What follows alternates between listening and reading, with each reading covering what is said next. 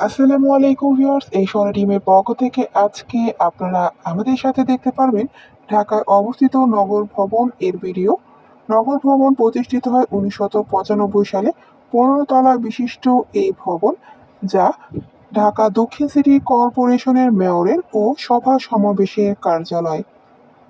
ঢাকা বিশ্ববিদ্যালয়ের ক্যাম্পাসের পেছনে গুলিস্তান সড়ক দ্বীপ থেকে পশ্চিমে হাফিজি হুজুর সড়কে এটি অবস্থিত। স্থাপত্য ভবনটির নকশাকারী হলেন ইমাম উদ্দিন ও লাইলুন নাহার একরা। ভবনটির মধ্যে রয়েছে একটি ব্যাংক, একটি সভাকক্ষ, একটি জাদুঘর, একটি ডাইনিং, একটি প্রার্থনা হল, মেয়রের অফিস ও সাধারণ